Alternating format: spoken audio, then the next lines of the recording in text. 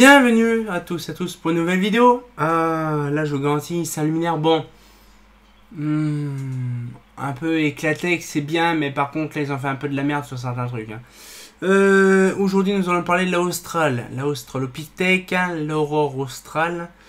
Franchement, un luminaire que je pourrais dire sympatoche, mais un peu merdique sur certains points, parce qu'en fait il y a des trucs qui pètent souvent.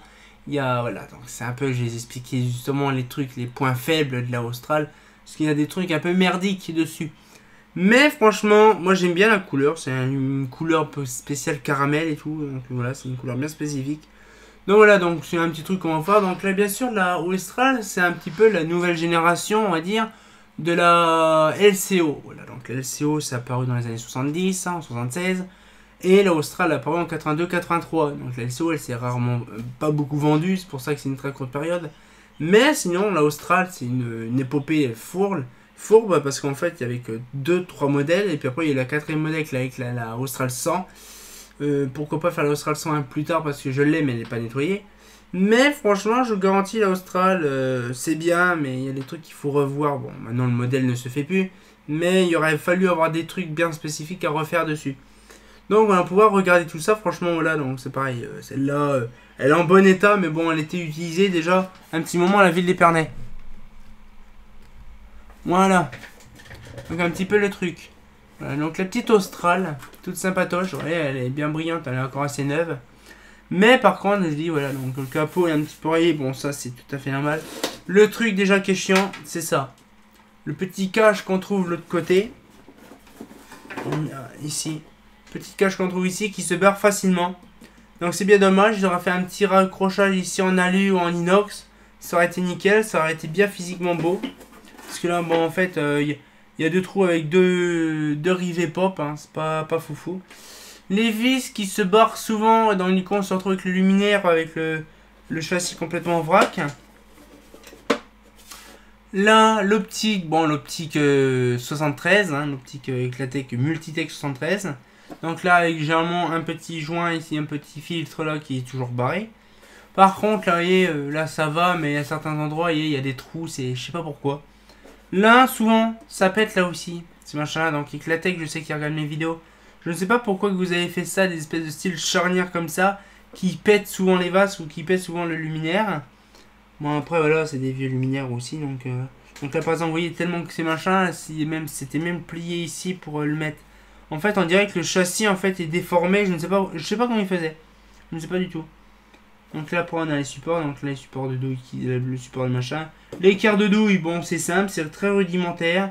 Latéral et longitudinal, hein, pour le mise au foyer et pour les SHP.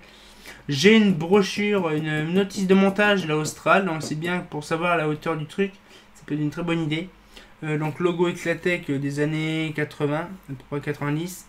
Bien sûr, la peinture dessus, elle se barre souvent. Hein. Le petit cache, tout sympatoche, il est en bon état. Bon, en gros, vite fait, bon état parce qu'il est complètement pété à l'arrière. Mais sinon, franchement, elle est vraiment bien. Alors, par contre, c'est Signolux.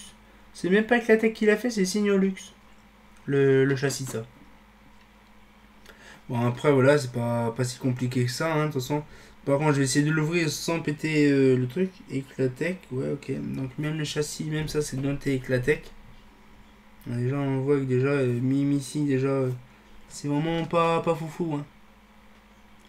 Alors, je ne comprends pas, en fait. Ah, c'est carrément le réflecteur, je pense, qui est même pas fait bien proprement, en fait.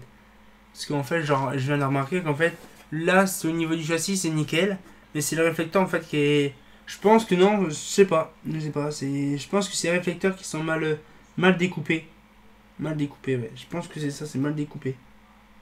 Parce que c'est vrai que là, il y a un grand écart. Là, ici, il y a un grand écart et là aussi. Alors que de base, ça devrait pas y être, les grands écarts. Je ne sais pas ce qu'ils ont fait à l'époque. Je pense que c'est une autre génération de réflecteurs ou je sais pas quoi. Donc, du coup, là, on va pouvoir faire l'intérieur. Donc, bien sûr, à l'intérieur, c'est chiant parce qu'en fait, les vis se barrent facilement. Voilà. Donc, c'est ce qu'on trouve généralement.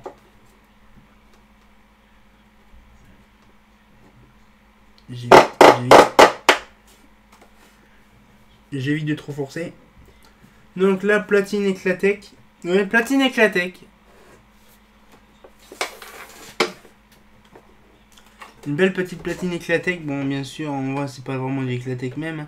Bleu, lampe, prêtre, rompe. Voilà, donc après, il y a un petit peu de tout.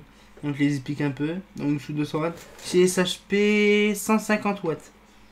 Voilà, un petit peu. Donc, ils ont mis de l'iodure à l'époque.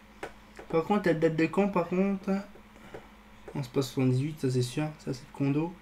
Non, ça, c'est de l'amorceur. Condo, il est en dessous. Donc, là, je peux pas, faut que je démonte la platine. Bon, la platine, là, par contre, c'est vissable. Deux boulons de 8 à dévisser largement. Et puis après, de descendre la platine pour la faire décrocher. Après, voilà, donc on a les boulons pour tenir la bride. Donc, ça, les brides, bon, c'est pas méchant, foufou.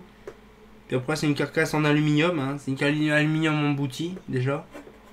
Puis après, voilà, c'est très rudimentaire, une Austral. C'est pas vraiment la Shaibahu. Alors, généralement, la plupart du temps, on trouve que la bride de fixation et le ballast fonctionnel.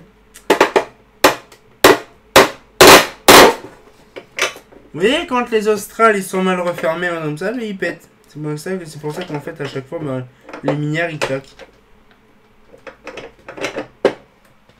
Là, vous voyez, maintenant j'arrive pas à la refermer.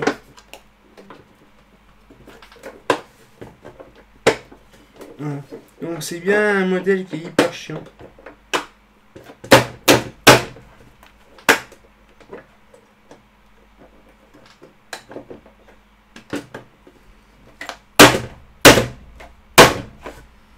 C'est une grosse merde. Je sais pas ce que vous avez fait, Eclatec, hein, quand je sais que vous regardez mes vidéos, je ne sais pas ce que vous avez fait avec ce modèle-là, mais la LCO est en meilleure performance que la Austral. C'est vraiment, on va dire, je sais que je fais bien sûr des constats et je fais des critiques constructives. Hein, c'est pas des critiques sur la marque ou sur le modèle, c'est une critique constructive. Hein, quand je vous dis que là, par exemple, la peinture se barre, la mauvaise qualité de peinture, la charnière de merde là, qui fait que ça peut exploser le luminaire rapidement. C'est pour ça que les crochets ou les boulonneries se barrent, ou les petits machins se barrent. Donc voilà, ce qui fait, c'est que c'est une luminaire très rudimentaire. Je pense que c'était la moins chère du marché. Quand j'irai chez Eclatec, je leur demanderai des barèmes ou des tarifs bien spécifiques sur certaines luminaires, parce qu'en fait, chez Eclatec, on n'a pas, on va dire, les tarifs. Donc je leur demanderai chez Eclatec s'ils peuvent me fournir tous les tarifs de tous les luminaires bien précis pour avoir une estimation de certains modèles, certains produits comme la Austral, la Clip, la Murena, la Modena, pas la Modena, la City, tout ça. Ça serait très intéressant de savoir ces modèles-là. Parce que c'est vrai que sur le coup, quand on regarde chez Eclatec, on peut regarder chez Eclatec, il n'y a aucun barème. Même sur le catalogue, il n'y a aucun tarif. Et donc du coup, c'est ça qui est emmerdant, c'est qu'en fait, on ne peut pas savoir l'estimation du luminaire neuf. Je sais que chez d'autres fabricants, ils font, par exemple chez Thorn, ils font les prix, chez Mazda, ils faisaient les prix, chez Philips, ils faisaient les prix, mais pas chez Eclatec. Même Rani ne font pas, justement, les tarifs, justement. Je ne sais pas, peut-être qu'il fallait demander, bien sûr, le truc. Moi, je voudrais bien avoir les tarifs des luminaires. Donc Eclatec, si vous m'entendez, je sais que je reviendrai bientôt. Et donc, je voudrais bien avoir les modèles ou les tarifs des Eclatec directement, pour savoir un petit peu ce qu'il y a maintenant. Bon, c'est des vieux modèles, donc je pense que les tarifs, c'est possible à avoir. Mais moi, ce serait bien parce que je n'ai aucun logiciel, aucun programme ou aucune demande sur les prix de l'Austral. Savoir une Austral 73 en tonnes watts. Je voudrais bien savoir ça fait combien. C'est là, par exemple, une Austral comme ça, 73 en 50 watts iodure ou sodium. Je voudrais bien savoir le coût de combien de base. Donc voilà un petit peu le truc. Bon, c'est vraiment une petite vidéo tout un potoche avec un petit coup de gueule, bien sûr, constructif, je le redis. Hein, luminaire, Eclatec, ça peut être bien quand c'est neuf, mais quand c'est mal entretenu, ça peut être merdique. Mais voilà. Mauvaise fabrication du réflecteur, support qui claque souvent. Hein, bon voilà, donc c'est beaucoup de trucs détaillés qui sont merdiques. Vous allez voir dans la prochaine vidéo, ça sera la Austral 83 mais neuve. Donc on verra les trucs neufs vraiment de base qu'on connaît pas de base. Mais je serais fier de vous montrer ça neuve. Parce que franchement, Eclatec, ils font du bon boulot. Mais là, franchement, avec la Austral, je sais pas ce qu'ils ont fait ce jour-là. Mais c'est bizarre. Donc là, on va pouvoir se laisser là-dessus. On va se tenir au courant pour une nouvelle vidéo. Et comme de bien entendu, bah, on va pouvoir dormir la belle étoile et regarder les aurores australes. Ah, c'est pas faux!